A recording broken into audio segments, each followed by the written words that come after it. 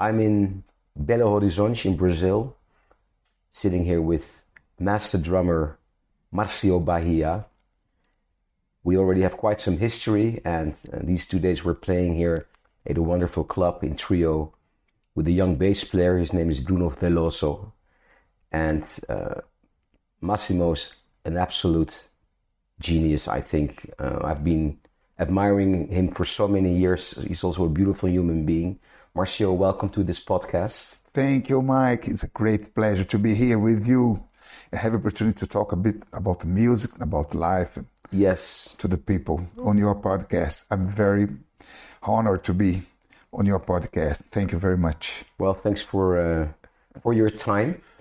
I want to talk about Hermeto Pascoal because you are associated with Hermeto Pascoal, but not now, because you played with him for 30 years, which is maybe the most part of the biggest chunk of your musical career, right? That's right. And I also have some questions about Hermeto, of course, who doesn't? But first you, Marcio Bahia, amazing drummer. How did it all come about? So you come from a musical family? Not really. My mother, she's a very musical person. She has a lot of ability on rhythm. And when she was young, she used to tell me that she used to make some batucadas or to play some rhythms on the tables, just to have fun. And later on, she started to learn acoustic guitar. And she played a little bit of acoustic guitar to play some songs. She was always involved with music, if not playing, but just enjoying. But I think I have the heritage from her and also from my father. Even if he was not a musician, but he always loved music. He tried hard to play harmonica and trumpet until his lips blew up, but he gave up because I prefer to listen to the music. And so I remember clearly a very warm scene in my life that I remember. It was where he used to come home with an LP on his arms. So, hey, I just brought this, and he used to put on the record player to us to listen. So if he was not playing a player, he just loved music, and always we have music at home. Then later on, I figured out. He told me that his grandfather was a master of a local band in a small town in the interior, in Piraí, when he was born, and my grandpa, I think, was the master of the little orchestra. So I have the music in my life, kind of heritage. So I always be influenced, but I think the mix of the heritage from the musicianship from my father and my mother, and then my brother also. He's not a player, but he's very musical also. He played for a while guitar, then he changed for engineering, and then he became a great producer, and now he's teaching technicals of recording and all of this stuff in university in Rio. So, but we in the family, we were very in touch with music since early age. I remember my mother playing the guitar and singing the songs. And I remember I have some sweet memories on this. And this, of course, is also a big part of the Brazilian culture and music here in this country. Oh yes, everybody loves music there. At least everybody has a rhythmic approach. How to make a batucada or just to put some objects on the table. So the music it's a part of our culture. And also, not only rhythmically, also harmonically and melodically. Yeah, it's very interesting because everybody usually says, so Brazil is the land of the rhythm, it's the land of the rhythm, it's the land of percussion. But I usually say, also, besides that, we are very strong also in harmony and melody because Brazil is a country that has a strong heritage of melody and harmony. We are very good harmonicists and melodists because we have all the influence from the romantic music from Europe, from the classical music from Europe, from the ballroom dance orchestras. So in the mix of all these styles and all the cultures that came to Brazil that form what we know Brazil as well. So came from the northeast, the heritage from the rhythms that came from the Far East, influence from Spain, from Portugal with the fado, and from the romantic music from the classical music from Europe. So and then if we see in our musical history, we have a lot of good melodies and harmonicists, beautiful musicians like Villa-Lobos, and the classical music, Villa-Lobos, Guerra Peixe, Camargo Guarnieri, guys like this. And then on the popular music, so we have the influence from the classical music on our music, mixed with the rhythms from Africa, that we have a rhythmically strong influence by the African rhythms. So you put all of these elements on the mixing pot. So we have Brazil. Exactly. We have a very sort of different kinds of rhythm styles, depending where you are in the country, and also the harmony and the melody changes. So I'm being when I start to be more in touch with the Brazilian music in itself. So the music that took my attention very much was the music from Minas Gerais, not by the rhythm in itself, but because of the harmony and the melody. So the musicians in Minas Gerais, the state of Minas Gerais, they are very strong in melody and harmony. So we have some heroes this. So as they usually say, we are the country of the rhythm, but also the melody and the harmony. Then we have Tom Jobim, we have Dori Caymmi, great melodists, so beautiful musicians. And we have great guys all over the country that are beautiful composers and arrangers and strong in melody and harmony. What actually always surprises me in a way is that, look, I've been coming down to Brazil many times. Mm-hmm. And, of course, in Europe and in America, the rest of the world, so to speak, everybody knows Jobim, Gilberto Gil, there's some, Ivan Lins also popular, But what amazes me here, and those are, of course, world-class artists, but there are a lot of world-class artists here which are fairly unknown outside of Brazil. Let's say someone like Philo Machado, for example. Like a genius musician. He's a genius. He's one of my favorites ever. Yeah. This guy is an orchestra man. Yeah. He's a good example of what I'm saying to you, So Philo is strong in rhythm, is a killing guitar player, and the vocals, man, if you listen to his records, it's so, the accuracy on the vocals, on the harmony, on the choir, and together with his guitar player and his rhythmic sense, which is strong, that makes Philo a good example. That's what I'm saying. Yeah, and I also have the feeling with Philo that for many musicians, he's kind of a guru. Yeah, he is. He is one of my gurus. When I knew Philo for the first time, I just fell in love with his music. Yeah. And you have a chance to meet sometimes during some tours because he lived in France for a while during the 90s, I think. And we used to do some European tours, and we have an opportunity to meet Philo when he was living in France. And we have seen him on the stage just playing by himself, and just himself and the guitar, and sounded like a whole band. It's amazing. There is a recording of him where he plays Take 5. Man. Unbelievable, with the harmonies. Yeah. And actually, for the listeners, I'll put all the links and all the musicians we're talking about, I'll put the links into the show notes. But he plays Take 5. Yeah. With and he plays and sings at the same time. I've seen it live, impeccable, the singing, the coordination. And it's amazing. Yeah, he's amazing. But there are a lot of amazing people like that in this country who are, I think, fairly unknown.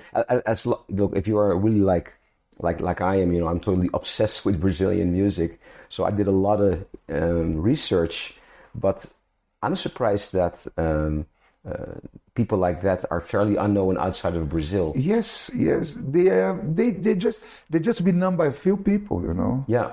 I think they deserve to be worldwide. well known by their work. But but even if he's not really worldwide, but every country that I visit in my life, on the music meeting, everybody knows Filó. That's the good. guys that make that series are into the Brazilian music and try to make it search like you do. You see Filó and other guys that man, this guy should be known by the entire world.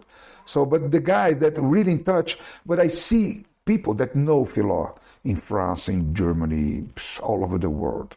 So not too many people, but the ones that are really into Brazilian music start to look at it in more accuracy.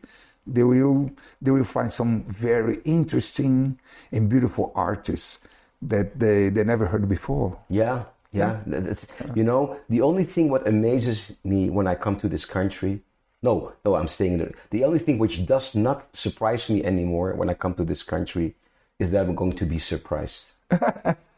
Every day I meet new people here, new musicians. Yeah. Like the other day in Sao Paulo, Machedo, the bass player. Mm-hmm. He came to a gig. I played at the Jazz Bee in Sao Paulo. You mean Eduardo? Yeah, Eduardo Machado. Yeah. Great guy. Yeah. And, and then I checked his music afterwards. We connected on Instagram because here everybody's on Instagram. Yeah. Really unbelievable in Brazil. It's so big. And I listened to some of his videos. It's again amazing playing, and it goes on and on like that. And, that's why I'm saying I'm not surprised anymore that I'm going to be surprised. And the advantage, we have to take chance of the streams like Instagram and Facebook and YouTube. That becomes the world more connected. I think the good thing about all of this stuff is that connect the world and they have opportunity. It shows it can lead Filó or Eduardo Machado to the rest of the world just pushing a button. So True. It depends of your interest to search. But if you're really into the searching, with the tools that we have nowadays, like Instagram, YouTube, and Facebook, and other streams, become more easy you to discover. The uncovered talents that you have, we didn't know so far. So the internet helped a lot. That's if you want to know about Filó Machado or Eduardo Machado, if you go to the internet, you'll find enough material. So it's the advantage of the internet nowadays is to put all of the people, even the very well-known people and the not very well-known people, that are also very, very good, very nice, and contributes a lot to the culture of the country. So the internet provides this to the whole world. I think make it easy, Yeah, thanks. It's facilitated to people to know about, if they want to be more accuracy on what's going on in Brazil. I think it helped a lot. Yeah, thanks to the internet, a niche market can be quite big. Yeah. A niche, you really used to be a niche, and now you can discover all these amazing artists by searching. But sometimes you have to know where to search. Yeah. But I connect with people here, and everybody talks about, you have to check this person out. Like it goes everywhere, but here it's really a miracle. Yeah, into the music scene, the musicians meeting, these guys are quite famous. But I think I felt the absence to their names to be very well wide known to the public in general. Yeah. I think would be great. It would be great, and it's nice because you have the opportunity to know all of these artists that they are not on the focus, if I can say so. Yeah, exactly. But they are working hard and working very good. They have a very nice and first class work and beautiful music composing and playing. Like I said before, it's world-class level. It's the same level as all the famous Brazilian artists. Yes, definitely. There's no difference. Yeah. And back to your playing. So you do have like your parents were very stimulating, although they were not professional musicians, so to speak. So how did you develop your music, your drummer, and moreover your unique style?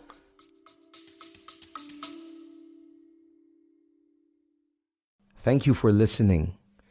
If you enjoy my podcast, then please subscribe, leave a rating and a review. Please visit my website, mikedelferro.com, where you also will find links to my other podcast, Self-Management for Musicians. You will also find links to my music and my socials. And of course, please share this podcast with anyone interested. Nothing beats the word of mouth. Thank you. Oh, yes. So I started. I was just, according to my aunt, one of my aunts, she said that I sang first, then I talk. Uh-huh. I used to sing melodies when I was just a baby. Right. So I used to sing more than talk. And then she said, I don't know because I don't remember. But she told me, oh, you start first singing, then you start to talk. I can imagine. Which made me very happy, you know. So and I used to watch from my backyard, from our house in Niterói, in the state of Rio de Janeiro, on the September 7th, which is the Independence Day in Brazil. There was a lot of marching bands on the streets. And when I start to listen to the snare drums, to the snares, to the tubas, and to the brass section coming to my direction, I used to just run to the front door and stay on the sidewalk, just enjoying them play the whole band, you know, play with the trombones and tubas and big bass drums and snare drums. I was just amazed. So I was very inspired listening to the music, and also listening to the music that my father used to bring home with the records. And he loved the orchestral music, Mancini. He loved the Ray Conniff, you know, with the LPs and Morricone. So we have this beautiful music, romantic and orchestral music at home. So I used to listen to music a lot at home on the record player, and also to see the marching bands on the street on the holidays. And I was very inspired by that. So and then with this scene on my head, so I created my first drum set, which was $2, plastic box, and a small pen that we used to feed the dog, that I used as a snare drum, and $2 that one was the tom tom and the other one was the floor tom. How old were you then? Around six years old. And you constructed your own drum at home, just to bang something, because I was very inspired. I didn't know even if I would be a drummer, you know, but I just love it. And it started to make me doing like this. So I just made my first drum set with $2 and a small pen and start to bang in them until my father bought my first drum set some years later, you know. So I was always connected with the music. So, and I was inspired. Then my oldest brother went to have some guitar lessons, acoustic guitar lessons, with a teacher not far from where I live in the other street. So my father went there and I was with them, and I saw my brother's first lesson, and then I wanted to learn the guitar also. So they bought me a small guitar because I was around 8 or 7 at that time, between 7 and 9 years old. So, but the teacher was not very patient with me, so I had a little difficulty to do the positions, and he was, oh my God, this guy. So, and when I felt a little bit of, so I think that was not very encouraging, you know. So then I gave up. So I said, no, I don't want to take any guitar lessons anymore, you know. And then when my father went with my brother to buy his first electric guitar at a music shop, I went with them, and then I saw a beautiful white pearl cover drum set on the front door. Then I went straight to the drum set, started to bang with my fingers, and the salesman said, you know, salesman, you know, this guy has a future. Your son is talented. Oh, this is so talented. But it didn't, you know, he wants to sell. But I really want to play it. And I said to my father, I want one of these. And my father, but this is very expensive. No matter what, I'm fine. One day I will have one. And years later, he bought one to me. When you saw you You were know, really, really, really serious about it. yeah, and then I discovered that drums were my passion. Since at the early age, when I started to make my all drum set with the bucks and the small pan. So since I've got my first drum set that was bought from an uncle of mine, my mother's brother, who worked a lot outside Brazil, worked for the Brazilian government as a teacher, ambassador. He's a very intelligent guy. He was a great teacher. He used to travel all over the world, and he was very into arts in itself. He taught me how to play castanets on the traditional Spanish model. Spanish, yeah. Yeah, he told me it was hold it with your hands, with your thumbs, you know. And he taught me, he gave me the lessons from, because we have a Spanish family, came from Spain, the family of my mother. So my grandmother was from Galicia. So I have double citizenship. I'm Brazilian, I'm Spanish. Sí, señor. Sí, señor. Por favor, yo soy gallego. Yeah, De Galicia. And then I went to Galicia years ago to know the family that I never met before. There was something, man. In a small town called Pontevedra, in Leiro Rosal, in the area of Pontevedra, man, there's the Minho River just beside, nice wine, nice seafood. And the family, they received me with a lot of love and care. And then I just came there and said, I'm the grandson of Amparo. Yeah. And everybody, Amparo, of course, we know Amparo. Oh man, tell everybody that Amparo's grandson is here. Then it was a kind of holiday. I stopped the small village because everybody knew my grandmother. And so I visited them years later. So, and it's my uncle taught me the castanets. And he had a drum set, an old drum set that he stuck it at the home that nobody uses, that was there. And the curiosity is because it was an old Slinger Radio King drum set, which was a treasure. And my father bought it from him in a very low price. So I was about 13 years old. And then when I mounted for the first time and I sat down and played for the first time, I never gave up.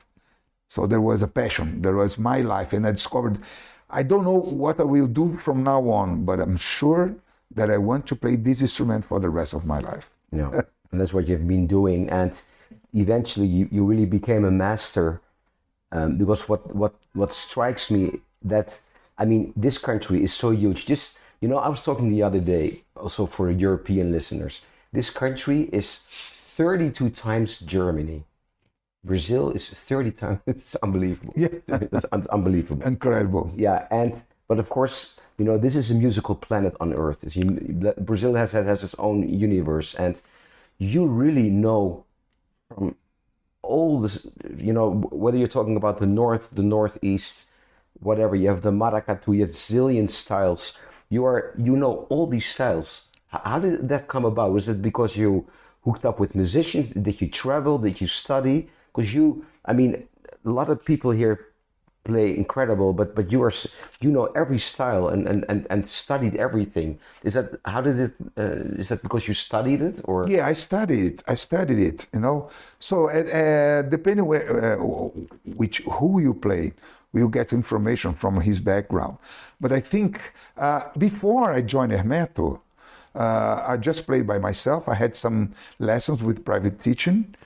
A teacher, which was a very good drummer and teacher, and he used to play drums at the night, and the day he used to work on a bank. It's interesting, but he was an amazing drummer, and he taught me the first steps how to read music and the first steps to technique. He introduced me to technique, to hand technique, and then he showed me some other styles. This teacher, he opened my ears about bossa nova, about Jobim, about jazz, yeah. You know, about other styles, the mixing of jazz music with Brazilian music, that he was very into these styles. And then in 1976, I went to a school to study. Actually, the propaganda was to a drum course, but actually was a course they were needing personnel to put on the orchestras that the staff at that time, they start to retire. The guys are getting very old and they start to retire. So there was a lack of people to play in the orchestras. So then they start to prepare guys to play at the orchestra, on the symphonic orchestra. So I studied all this. I had all the course of the snare drum, rudiments, and all the classical stuff. And also I studied a bit of mallets, like vibraphone, marimba, and xylophone, and a little bit of timpanis also. So, but I was already playing drums. Drums was always my dream. But as I'm always curious, and I was hungry for information, and as much information that I can get, the better will be for my musical career. So I went deeply on the study of classical percussion for more or less 4 years. Then I was engaged to the orchestra, the symphony orchestra from Teatro Municipal do Rio de Janeiro, OSCM, which is a beautiful orchestra. And I stayed there for 4 years, and I had the opportunity to play a lot of this material from concerts, but mostly that orchestra was mostly to play ballets and operas, So I stayed 4 years playing a lot of operas from Puccini, from Verdi, and another opera composer. So I had the chance. But I was very young at the time. I was about 20, 21 years old. And by the contract that I had with the orchestra, I had to refuse a lot of invitations to play outside, because I had a contract with the orchestra. So I have work things involved. So I have to say no to the guy. Oh, I can't because I have a schedule with the orchestra and so. And then I start to be a little sad because I start I could not play the drums the way I want to. So I decided at the end of 1980, I decided to quit the orchestra. So I left the orchestra. There was a beautiful payment. I was make some good money, but I didn't care because I was searching for my dreams, Yeah. My teachers were a bit worried about me. They were a bit sad, but at the end they understood. There was my path that I want to construct, And I just want them to accept these, It's my life. Well, you're a free spirit, so That's it. That doesn't fit in an orchestral environment, especially not in the classical orchestra. But besides that, it gives me strong acknowledgement. Yeah. Years later, when I start to play with Hermeto, and we start to do projects with the orchestras and big bands, so the acknowledgement that I've got at the orchestra, it helped me a lot. So I'm very grateful. I have a great honor and gratitude to be in an orchestra for 4 years because it made my sound very clear, my technique, improved my technique, my sense of reading, and all of the stuff that helped me a lot years later with Hermeto, So when I decided to quit the orchestra, I didn't know about Hermeto. I know about him, but I didn't know what would I do after then. I just walked to my drum set at home and said, now I have time for you.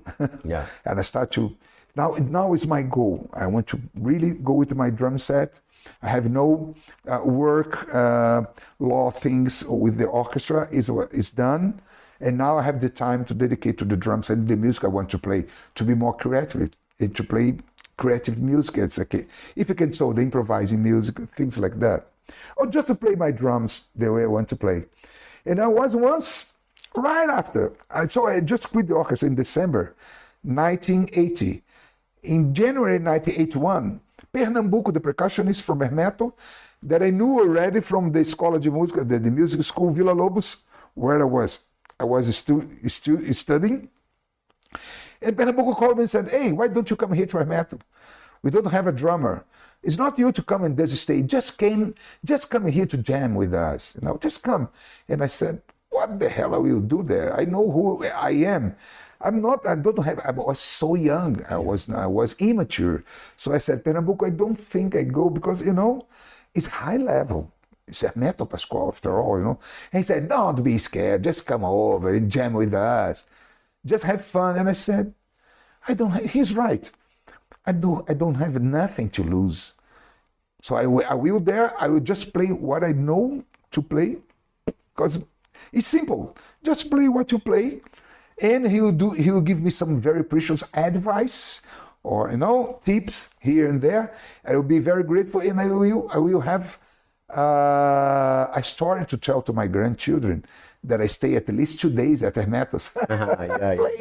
Play with him. So I went there with the Carlos Malta, with a friend of mine that was already going to Hermeto. A wonderful saxophone player from... Yeah, amazing, beautiful friend. He was already fell in love with Hermeto. He was almost in the band. So I called Carlos Malta. He went with me because to get at Hermeto's house is far away from downtown. And we didn't have GPS, nothing. So there was a kind of map to go there. So to get there, you have to know the way to get there because it's too far. Carlos Malta came with me.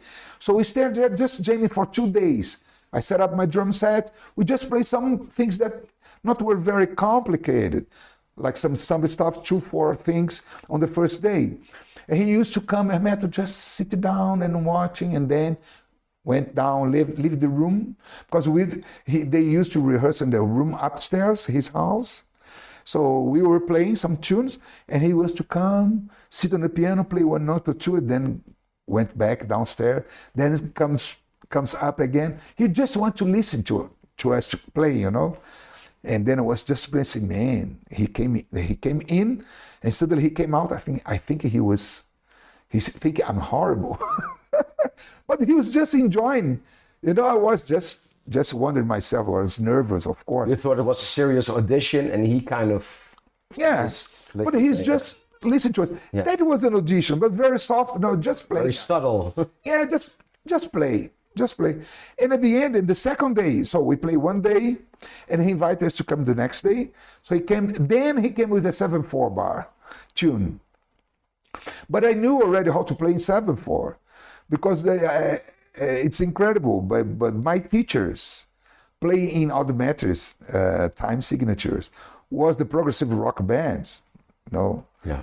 Like King Crimson, like Genesis, Gentle Giants, and things like that. The guys that play really good in 7/4 bar. And I learned to play with the progressive rock bands. I had Phil Collins and Bill Bruford and all of these guys that play a lot in audiometer signatures. I tried to copy them. So I learned to play odd time meter signatures because in Brazilian music, at that time, we didn't see too much. We had some 5/4 here, 7/4 here and there, but that was not a tradition. And progressive rock in the music in Europe, in the United States, all of the progressive rock bands and fusion bands and jazz rock bands, they used to play a lot in these time signatures like 5/4 and especially jazz quartets like David Brubeck also. Yeah. That I use a lot to listen to Joe Morello to play far more drum, far more blues, take 5, things like this. So it opened my ears. So I have a little knowledge and background to playing audiometers time signature. So he came with a 7/4 bar. So we were playing. He started to smile. He loved it. And then after the second day, at the end, we were at the front door. He said, "Did you guys like the way to be here 2 days, jam this?" So I looked to him and said, "Man, it's my dream. I have a story to tell my grandchildren that I stay with you for 2 days and I have the opportunity to jam with you." So he said, "So we are needing a saxophone and we are needing a drummer. If you guys want, the place is yours." So I looked to Malta looked at me, we hug each other. Then we got the band. So the 2 days became 30 years. Yeah, that's it. Unbelievable. And then there was an audition. And then he asked me, "Guys, we live far. I know that I live far from downtown. As you guys live far, as I live far, and you guys live in the southbound of the city, we can rehearse 3 days a week, not to be so expensive you guys to come here, because there's nothing to be paid in rehearsals. Just you want to get in the band, you get in the band." Yeah. So he's giving us the opportunity. So, and I say, if it's too much for you guys, you can come 3 days a week to rehearsal. And I asked him, "How much usually you guys used to rehearse?" And he said, "Every day from Monday till Friday." So I watched Carlos and I talked to him. So we will be here every day to rehearse. He gave us the opportunity now.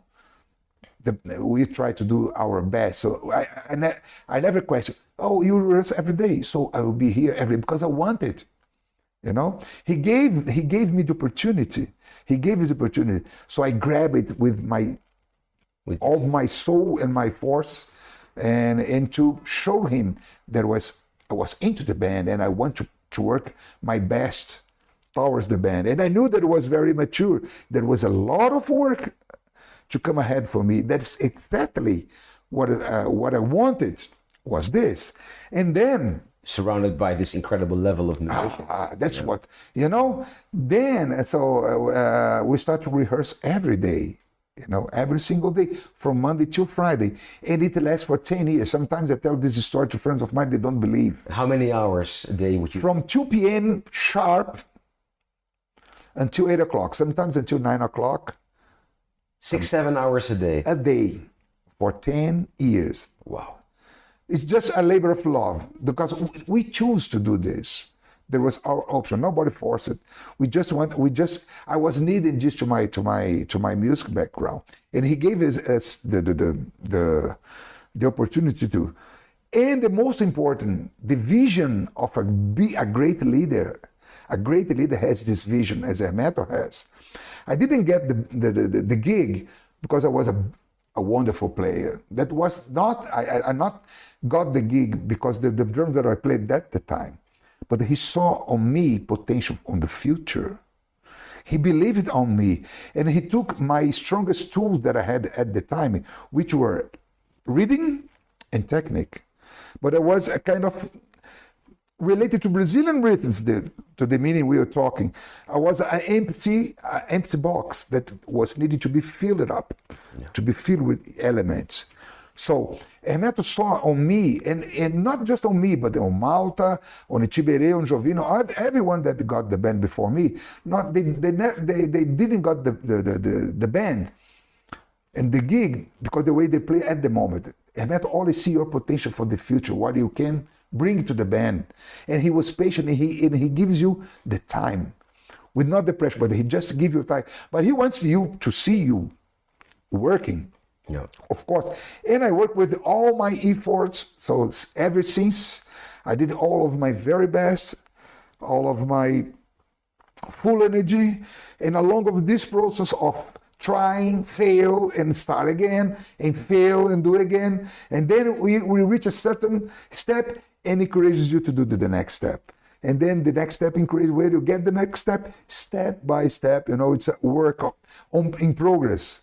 And Hermeto wants to build a language with this group, the group that the world has seen during the 80s and 90s, during someone had the opportunity to see Hermeto Pascoal group on stage with this lineup, Tiberê, Pernambuco, Carlos Malta, Jovino Santos, and me. He saw how tight the band was on the stage. We were sounding like just one single organism. Because we were growing together as just one organism. And that was Hermeto was looking for. He was not looking for just beautiful and just famous musician that has a lot of gigs and sometimes cannot play with the band because they are involved in so many projects. Yeah. He was needing guys that was really believing on the music and wants to construct a unity. So he got the right guy. So I start to do my very best to always to correspond to my very best to the sound. I did it. So then I start to be with Hermeto, actually, that I start to know about the rhythm from the northeast Brazil, the richness of the northeast Brazilian rhythms. So Hermeto taught me all of them in the traditional way, with the fusion way, mixed with contemporary language. That's the way he does with his music. He used the tradition of the rhythm from the northeast, but well dressed by sophisticated harmonies and melodies, and keeping these patterns to another level, because they usually build in 2/4 bar. Then he started to play them in 3/4. 5/4, 7/4, so that opened a big rainbow, so a big spectrum on my head, and start to fill it up my head with ideas. So I start to be more in touch and develop, and it helped me also. And he take the chance of my facility on reading, and the things that I couldn't create, he couldn't write to me some ideas to keep. So he write to me, and I used to read instantly because I left the orchestra with a very good reading, sight reading. So he take advantage of my reading, start to fill it up my head with some reading parts, and also some things that he used to show me, because he used to play percussion. He's a beautiful percussionist, Hermeto also. And the percussion on the band has the same importance as any other instrument. That's why every band member had to play percussion. Piano player has to play percussion, bass player, Malta has to play percussion, everybody. Sometimes we used to, on the stage, to leave our instruments and play percussion, and play some percussion piece. I've seen that. And work like a percussion ensemble. Yeah. So percussion is crucial in his work, has a lot of meaning. So he started to fill my head with all these rhythm elements, and also to help me to build my own style.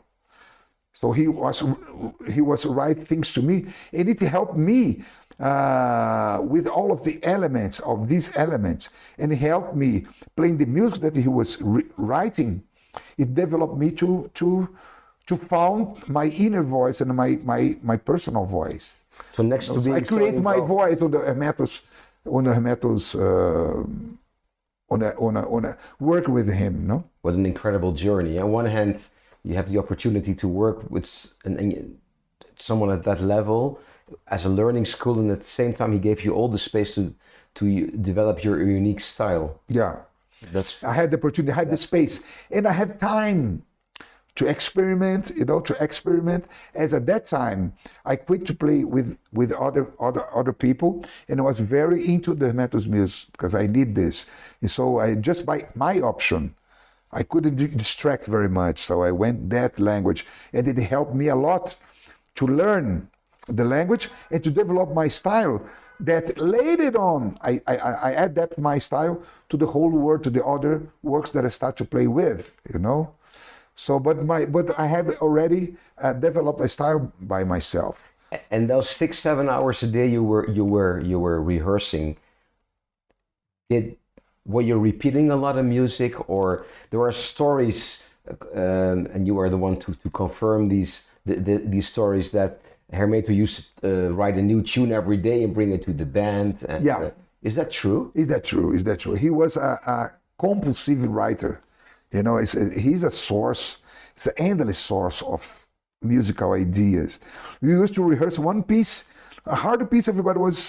We were rehearsing a slow tempo. We were trying to put things together, and suddenly came from the back, from the door. He used to throw some new charts.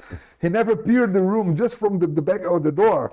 He started to throw some new piece and said, "Hey, breaking news! Breaking news!" Breaking news!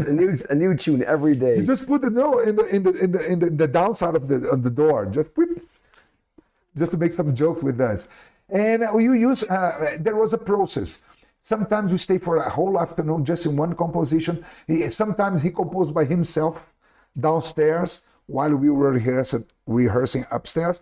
And he came with a new music, with everything written. And sometimes he used to compose the music right at the spot with us upstairs. He started to compose the piano part, then Jovino sit down and play, then the bass part, and then the drum part. So there was a kind of collective way of composing that he exercised a lot with us. So sometimes he used to come with the full arrangement, and sometimes we spend hours just by ourselves. And then I had the opportunity to see the process that he used to play and he used to compose, to stop at every single note. Oh, this note. No, I would chant for this note. And every single chord, he stopped. He used to stop in 5-10 minutes, just one chord, to decide which note to put on the chords. So details. So there was a lot of different ways of composing. And sometimes he was not composing anything. We needed time just to learn some difficult arrangements that he used to compose to us. So we used to rehearsal in different ways every day, because there was always a lot of things to do. So he was not composing, we were practicing an arrangement or other arrangements, or suddenly he came with a new a new piece, and we start to play the new piece. So we have the chance to see him compose just by himself, and the process of composing with the band together. That was precious to me. Wow. Later on, when I start to rehearse, I know the methods, the very the correct method of rehearsal that you can take the advance of time and not lose time, to make your time, to profit your time, that you can rehearse properly in the way of composing and directing the process of rehearsing. So there was a lesson, not just a lesson by myself to play my instrument, but also to see how the guy works, Yeah. and how make things happen. So there was a lot of things at the same time, and he used all of these afternoons on the process of learning. That was precious. Because you would think, well, if you have 6 to 7 hours a day to rehearse, you think, and that from Monday to Friday, you're going like, we've got plenty of time, and we take it easy. But it was not the case. No, that was not the Always, case. That was hard work. Always something new to work on, something to work on. Always a lot of hard work to do. Yeah. But we did it with pleasure, because we are needing this. We just saying, come, yeah. Give to me, Sometimes it was really hard. I paid my dues long time. That the way they pay dues years, Yeah. That was a process, and I have to be, above all, have to be patient with yourself. And one thing that I learned through these years is to be patient and not be discouraged by the difficulties, or if the piece, or if you not reach the level at the moment. I said, so you beat me today, but tomorrow is another day. Yeah. And I will keep practicing. So, and he's a very tough leader. He pushes you at your best. He's a sweetheart. But when dealing with music during the rehearsal, and it was never personal, absolutely, because he wanted you to do your best, and he was very serious. Sometimes really tough on the needing, So he was very intense. Sometimes it was a bit scary, but but I knew that he was needing me or anyone in the band to do their best, not just with me, with everybody in the band. So he was just a very, very tough leader, and he was always wanting you to do your nothing less than 100%, Yeah. even in the learning process. And I thought it was normal, because he gave me the chance. Now it's up to me to correspond to the chance to do it. So, and I'm very grateful to him to do this, because it makes us, What makes you strong? to be strong and not to be discouraged. I confess that I will be discouraged many times. I said, man, come on, I think it's too much to me. I think I want to handle it. And then nothing like a night before 2 days. And so I used to go to bed very discouraged and sad, and then when I wake up the next morning, say, this is another day. To the hell, I will go for it. So yesterday I didn't make it, but today I will make it. If I don't do today, tomorrow I will make it, because I will keep doing my best and work hard in order to do it. So even some thoughts comes on my mind, discouraging, but the positivity and the wish to progress and to growing was ever strong, and never let me down or discourage me at the point to give up. I never give up. So I will never give up, because I believe. So just give me the time, and I have the time to do, because he's watching how hard am I work, and he gives you, and he's happy. When he sees, when he was watching you do your best. And then we start to growing together, and the band became the unit that is eternized on the YouTube. You can see myself when I watch some videos from the band on the stage, I said, Jesus Christ. We were at the time that tight, and we didn't figure out that we were that strong, because we're so involved in the process to grow that we don't have the time to stop to see how we were sound at the moment. The level you're at. Yeah, we were just looking forward, Yeah. Then when we stopped to watch, it was like, Jesus Christ, we were already kicking. Yeah. And say, thank you Thank you, Hermeto. Yeah. Thank you for pushing me so hard. I'm very grateful, you know? But that's exactly what makes the difference between a great musician, a great artist, and a master.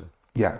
You know, is that you know, it's the same like India, the discipline the musicians have there. Oh, yes. You know, I played with Niladri Kumar, who's an incredible sitar player. He's like, Ravi Shankar said shortly before he passed away, Niladri is, the future of the sitar is in safe hands with Niladri. And this guy told me, and that's normal in India, they wake up at 4 and then they start practicing until 7 a.m. and then they get their first tea. So at 7 a.m. they already practice 3 hours, you know, and that's comparable because that determines that incredible level. That's why the you know, and this is the same similar story. We were very disciplined guys, you know. We knew that we have a lot of to do, our responsibility, but we were, as a unit, each one of us, we were very responsible, very disciplined. But to be in a band like this, at this amount of work, we have to be disciplined. Yeah. Otherwise, you want to handle it. So we had the wish, with the wish to grow, and the discipline and the strength to go through it. So that's the perfect scene for Hermeto.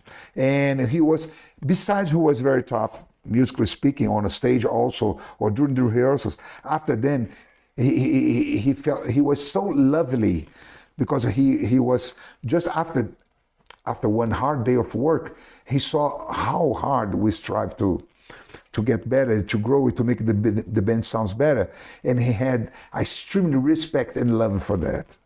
So, but he was, besides that, he was a lovely person, as he is until nowadays, and he's one of the most sweetheart guys that I've ever met in my life. Beautiful. You know? But of course, I mean, that's like a family for 30 years. It just to see you growing, never personal. He didn't want to show himself as a leader, because it's not that kind of attitude, or not to humiliate somebody. He wants to see his band playing good. Yeah. And this is precious. So he can talk whatever he can. He wants to talk to me. I will just say, okay, man, yeah, sure, you're right.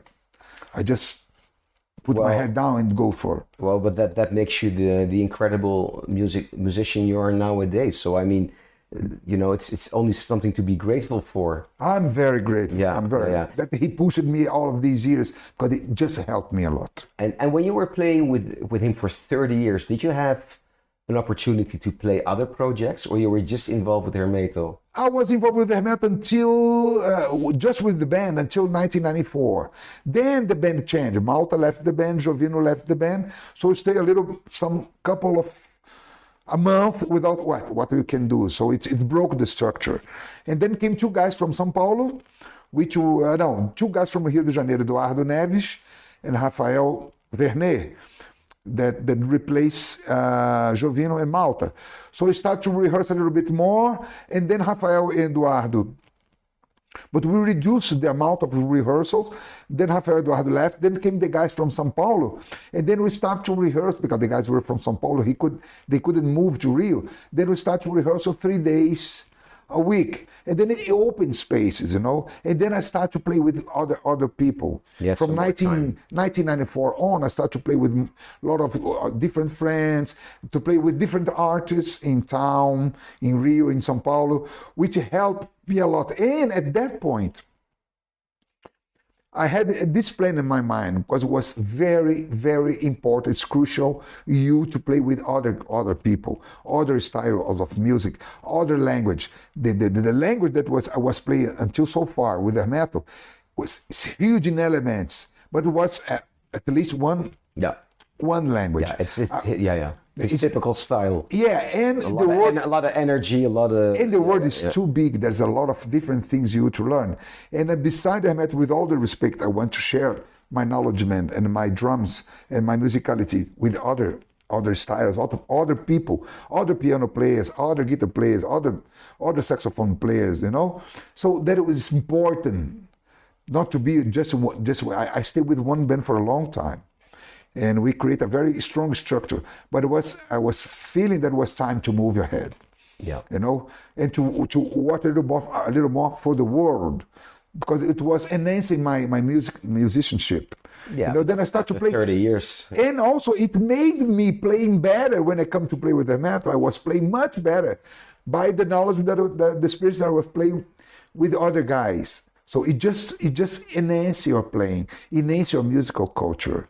So then I start to play with all guys, different styles, using all the knowledge, man, with the head with the Hermeto, but not to sound as I sound at the Hermeto, which is particularly, I had just my acknowledgements and to adapt to the situation I'm playing. And it made me a very much versatile. Yeah. Play different style. Yeah. But you have your own style. But after all, you respect the music you're playing. Yeah. I didn't push anything, I just respect. I wasn't trying to do my best on the style.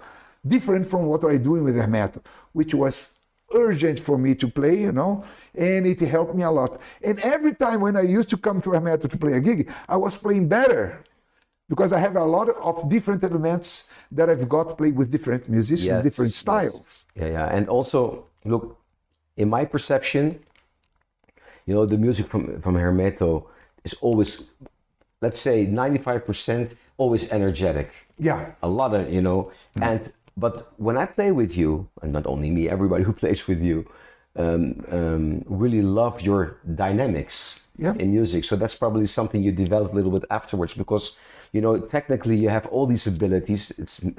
It's amazing, but at the same time you can play so incredibly soft and create subtle sounds. So that's probably something you developed after you stopped playing with Hermeto. Yes, and we developed this also for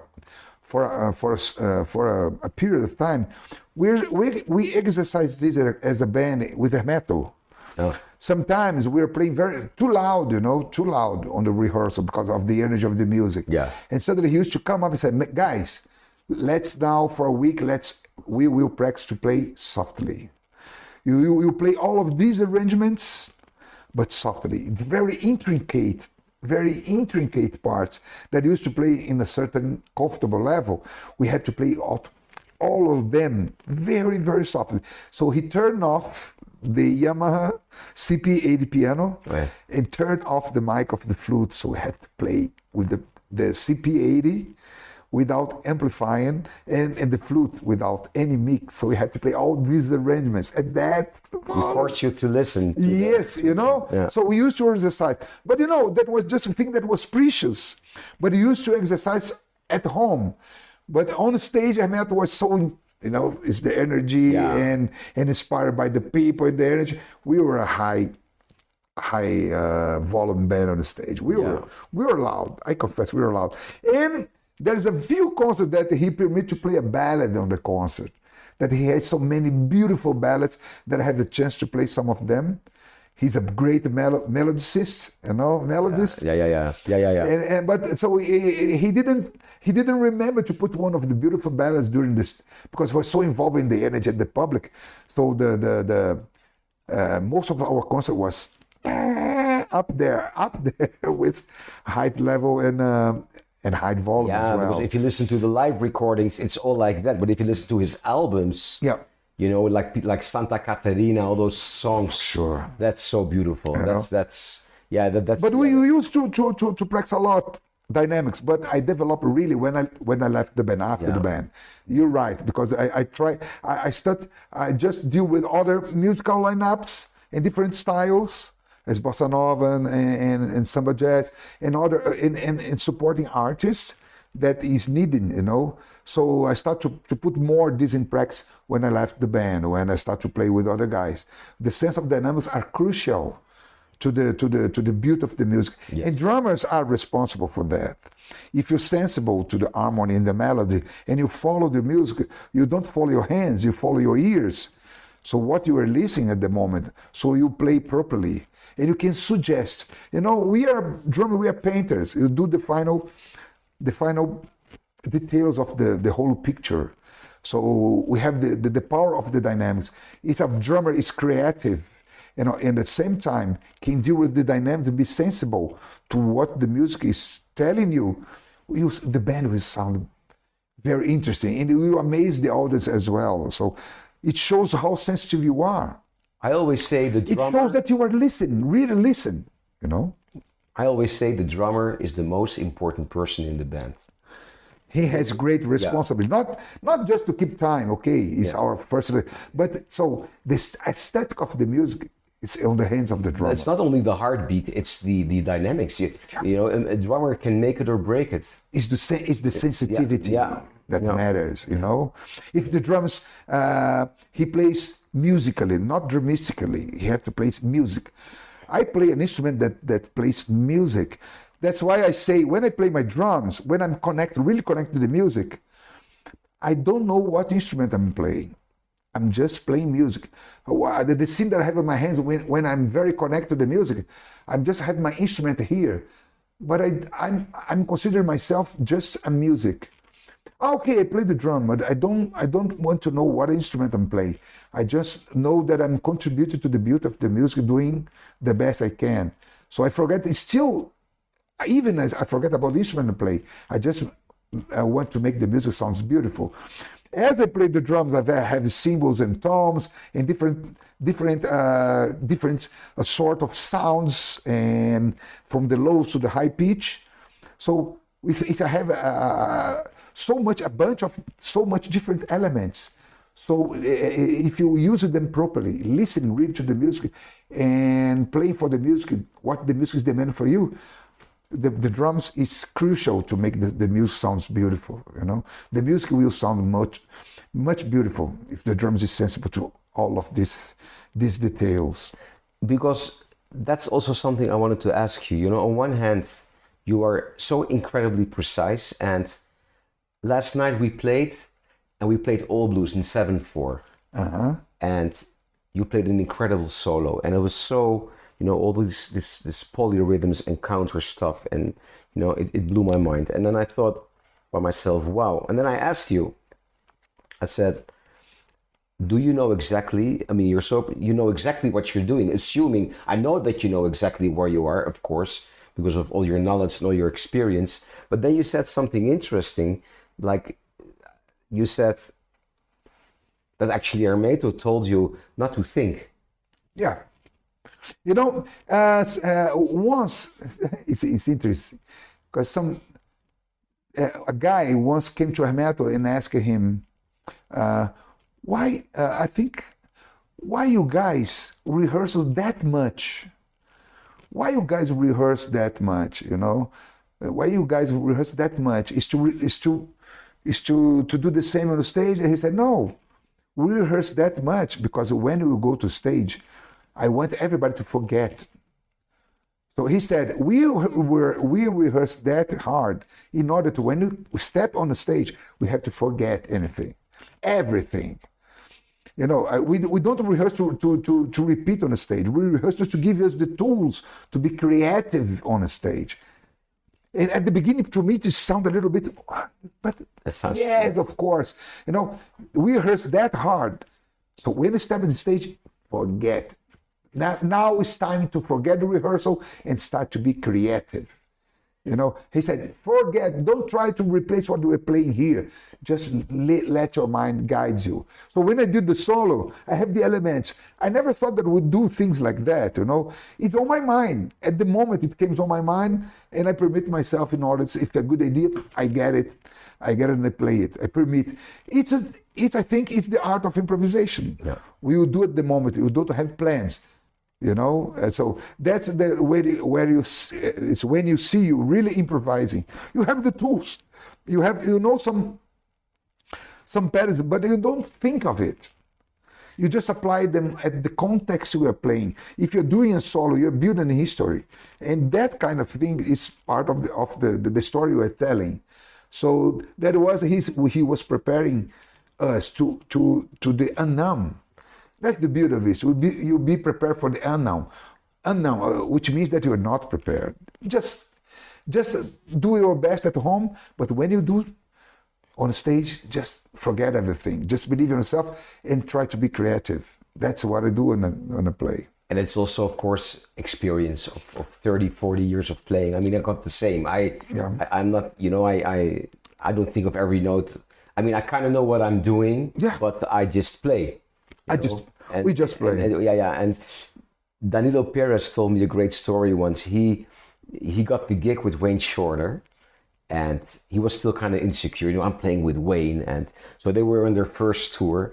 And whenever he got a chance where he found a piano, he would sit behind the piano and start practicing, even in hotel lobbies and stuff.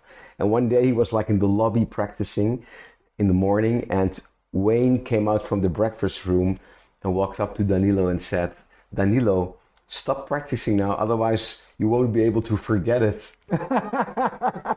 That's genius. Exactly. That's typical Wayne. It's exactly what Hermeto thinks. The same thing. Yeah. It's it's great musical minds. Man, don't remember, forget it. Yeah. It's not necessary to die on the piano. Just don't be predictable. Just let it flow. So we have elements to do. Just live it. Yeah. Just live. Yeah. Live the music of the moment. Of course, we work a lot hard.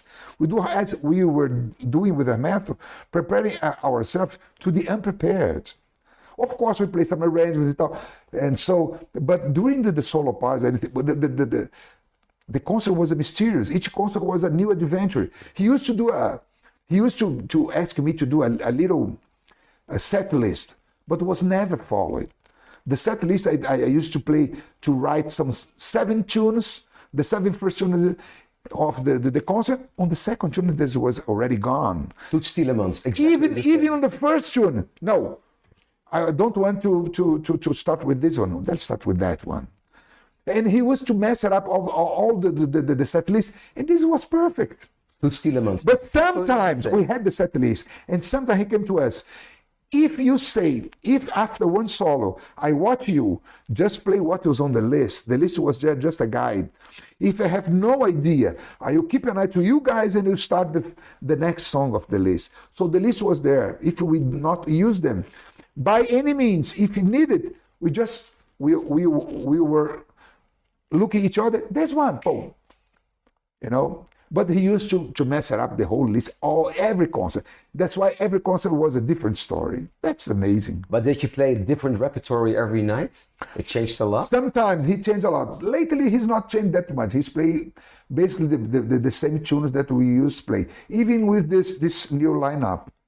But during the 90s and when 2000 until 2010, he used to play a lot of different tunes on the concert. But some of them are very well known that he used to play almost every concert, but always in a different way. It's the same with Toots. Toots Tielemans used to, he called us, let's do a rehearsal. We rehearsed also during a tour, went to the club or whatever, played.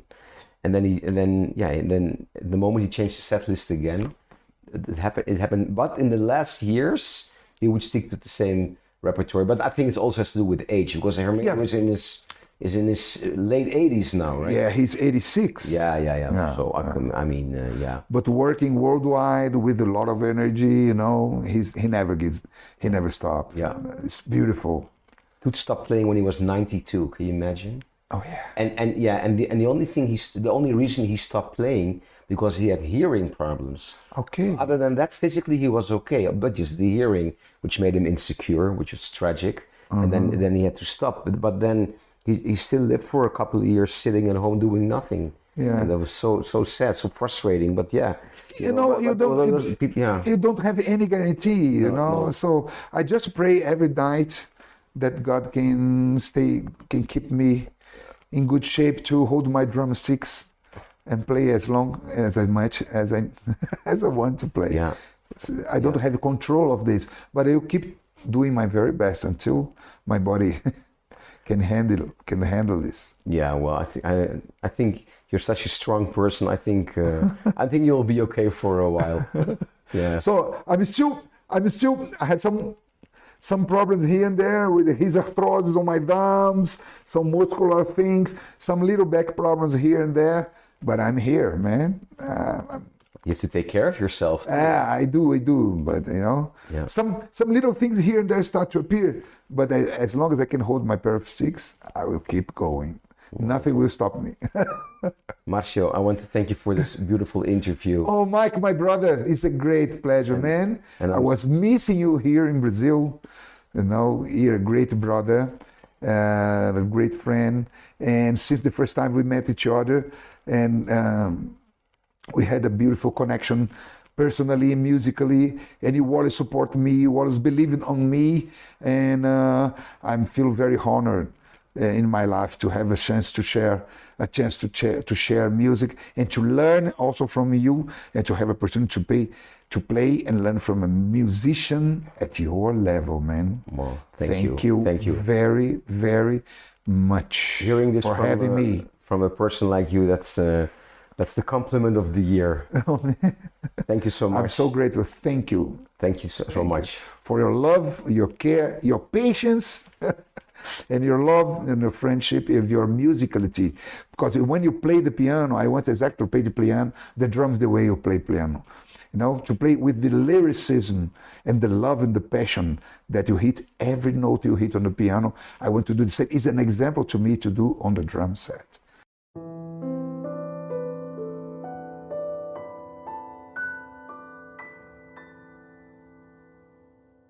Thank you for listening. If you enjoy my podcast, then please subscribe, leave a rating and a review.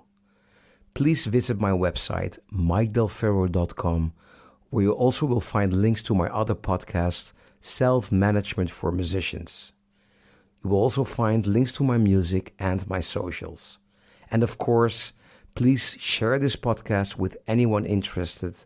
Nothing beats the word of mouth. Thank you.